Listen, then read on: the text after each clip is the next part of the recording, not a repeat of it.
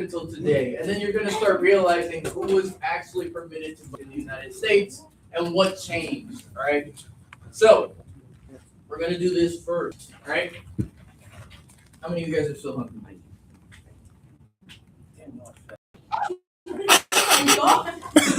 I did not expect this many hands. I'm not gonna Before you step that back, how much is Sorry. That was supposed to be a thought. I apologize. That was actually. That was supposed to be a thought. That was supposed to say it here. All right. However, all right, I'm gonna do this. All right. If you guys participate, I'll give you guys a treat, a snack. All right. I'll give you guys a bag of chips. Yes. Whatever you want. All right. I think it's working. Oh wait, no. All right, here's what we're gonna do. You guys are gonna vote. You guys are gonna participate when you guys are allowed to vote. All right. So you guys are gonna vote for certain things based on whether you qualify to vote here. All right. So I'm gonna give you some hypotheticals. I'm gonna give you some. All right. I'm gonna give you certain situations, and you guys are gonna determine whether you guys come up and vote or not. All right? So we'll see how long it takes before you guys recognize the vote. But I also want you to think about why things are changing. Right? Listen to the stories, listen to what's going on, the time period. All of that matters. All right. So we're going to start with the first group of people that can vote. All right. First about this, people that can vote. So what's enough for me? All right. Situation one.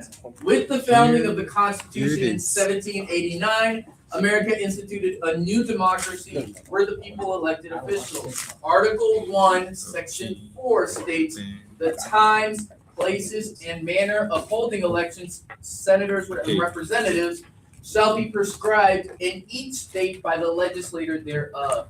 But the Congress may at any time by law make or alter such regulations. Right? So who is the one determining who can vote?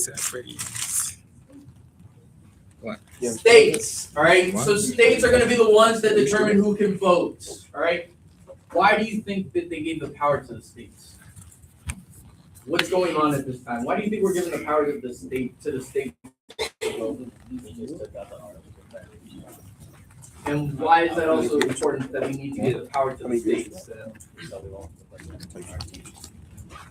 Well, it was part of the agreement, right? The whole reason we compromised on having a constitution was we had to assure that we were going to grant states their rights. So we let the federal government determine the federal laws on how to vote, probably wouldn't have the constitution, all right?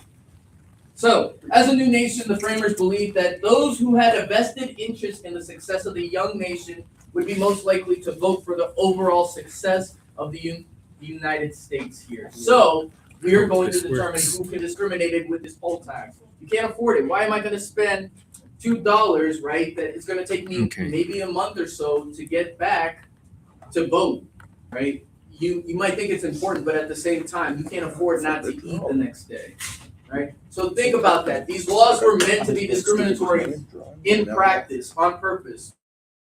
And again, who is the ones making these decisions? States. So where is this probably going to be the biggest problem during? Let's see what.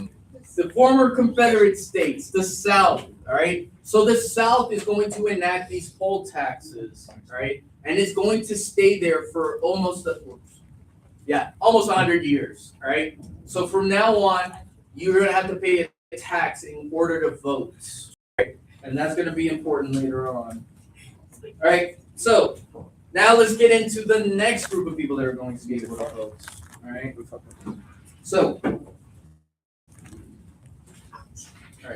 So let's listen to this one. At the start of the 1900s, industrialization and progressivism was taking shape in America.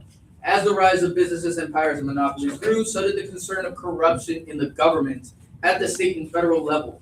Political machines formed and shaped the local politics of multiple states, leading to predicted results and decades-long terms for state officials. To stop the eroding trust of the American public in their government, a new amendment was introduced, expanding elections to now include the election of state senators, rather than allow state legislators to determine representatives in Congress. All right, first question. Which amendment are we going to introduce that is going to allow us to vote for centennial? Which amendment are we gonna add to introduce voting for state senators? Because I don't know if you know this, you vote for your representative and you vote for your state senators. So which amendment is going to allow us to vote for state senators? This I do need you to know.